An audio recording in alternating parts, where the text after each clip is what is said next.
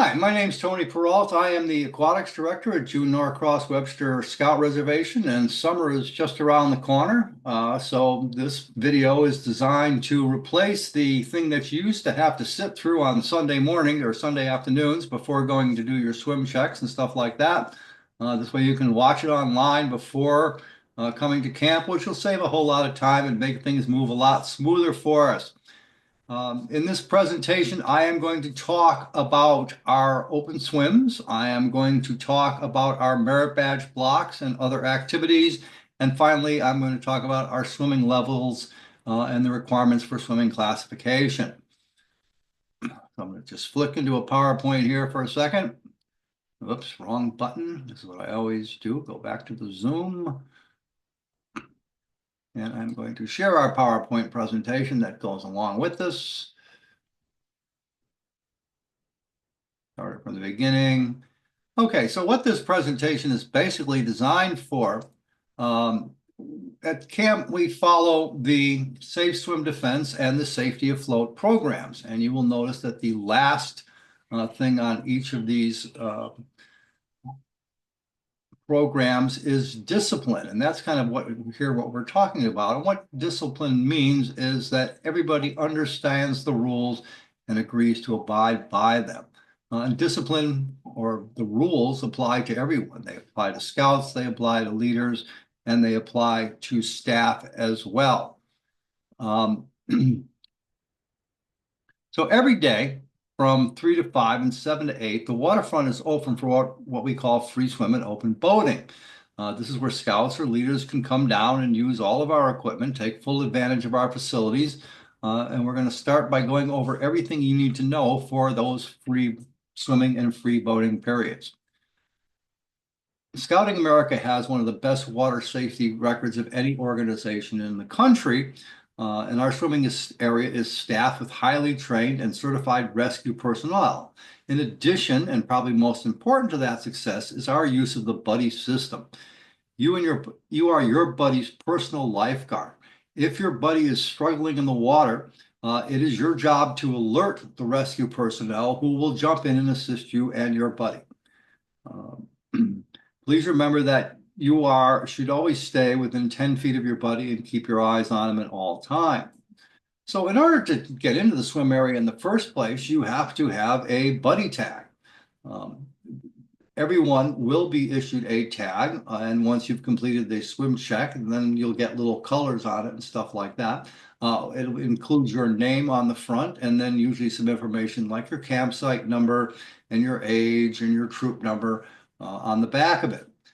When you are not using it on your buddy tag, it goes on our buddy tag storage board, which is located directly in front of the life jacket rack. Find your campsite number, find your favorite hook, and this is where you will store your tag when you're not using it, and you'll know exactly where to find it when you need it. When you want to go swimming, you're going to grab your buddy tag, you're going to grab to your buddy, and there you will encounter the yellow chain. All of our swimming and boating areas are guarded by a piece of yellow chain, and there is usually a lifeguard standing right there. Please note that only the lifeguard is allowed to touch the only chain. This is very, very important, so I'm going to say it again. Never enter or exit a swimming or boating area unless there is a lifeguard there to let you in and out. When you are checking into a swim area, you will put your tag directly next to your buddies on the area that you are going to go swimming in. If you come in as a triple, you will notice that on the far right of each area, there are 3 tags or 3 hooks in backwards L formation. And this is where your tags will go if you're going to come in as a triple. If at any time you decide to change buddies or add a buddy, or your buddy wants to come out of the water, please note that you and your buddies must always report to the board in order to change the setup and check in with the guard there.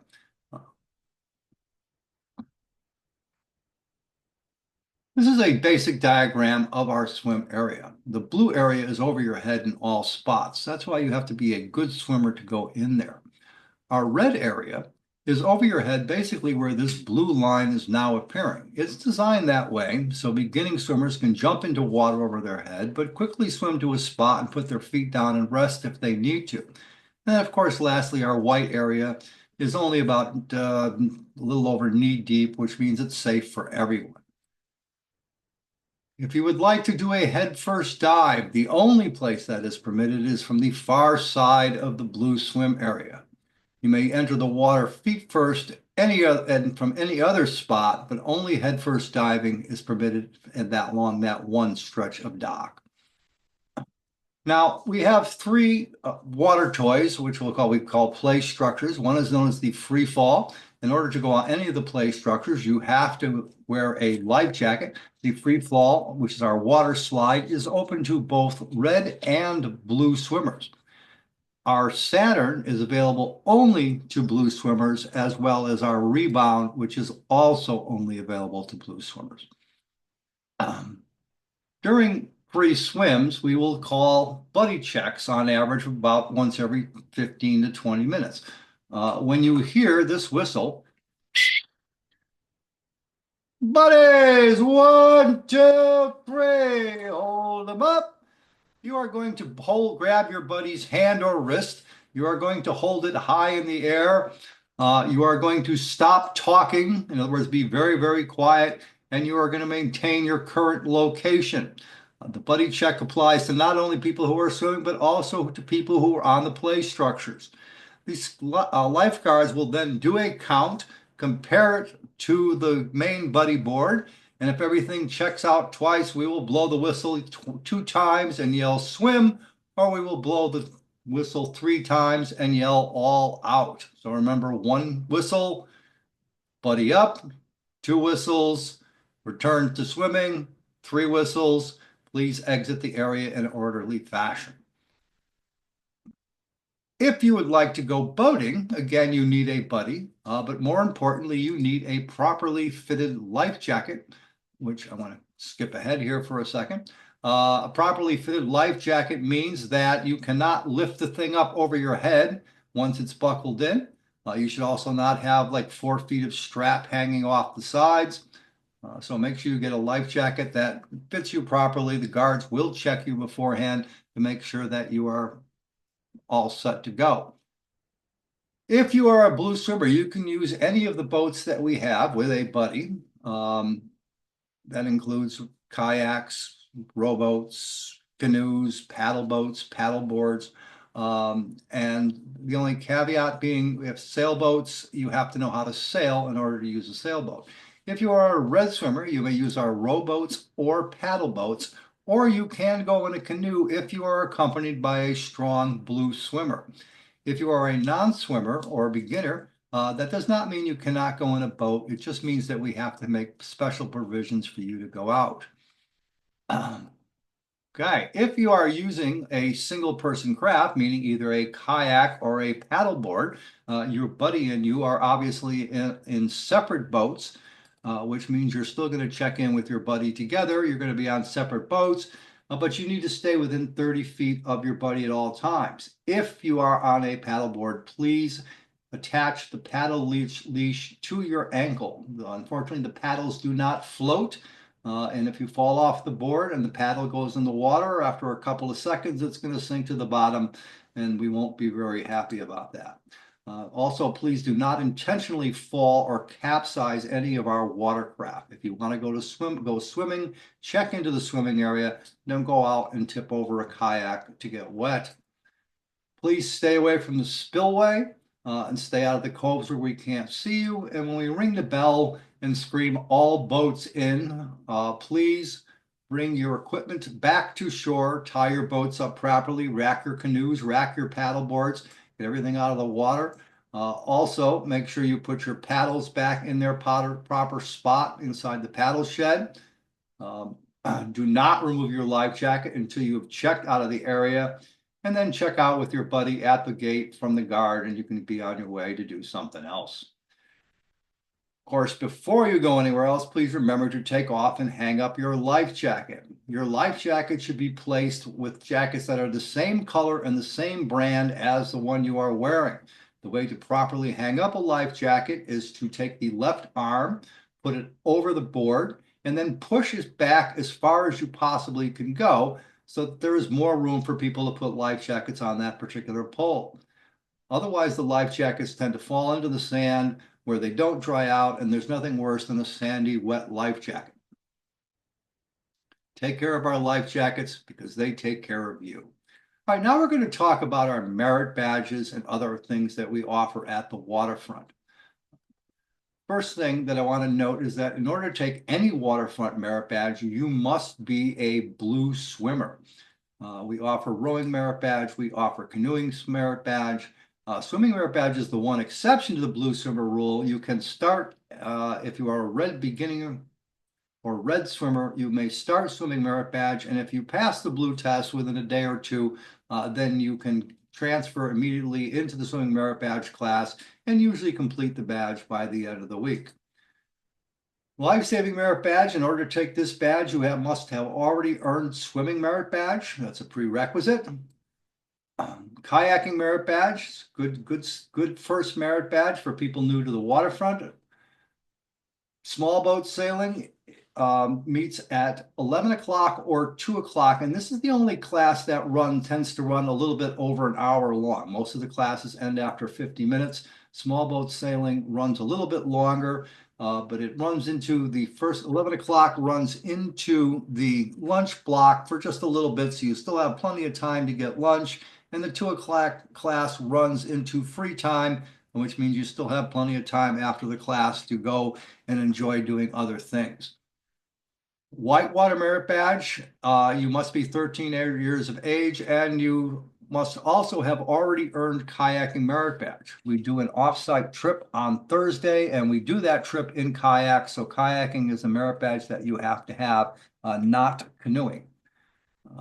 Motorboating merit badge. In order to take this badge, you have to have a state-issued or Coast Guard-issued motorboating license. Only people with this license are allowed to take motorboating merit badge. And then water sports merit badge is by appointment. If you are a highly proficient water skier or wakeboarder, you will come down during siesta on one afternoon, and in about a half an hour, we'll pull you behind the big boat. You've got to be able to cross 4 wakes simultaneously and then come back to the middle. That's the hardest part of the badge.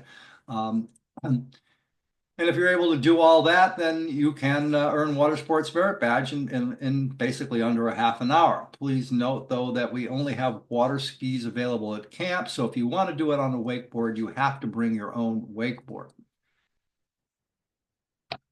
Coming up after that, we have snorkeling BSA and paddleboarding BSA. These are not merit badges, but these are awards that you can earn. They meet at 7 o'clock on Monday through Thursday nights. If you come to all the classes, you will get a little patch and a little card to go with it.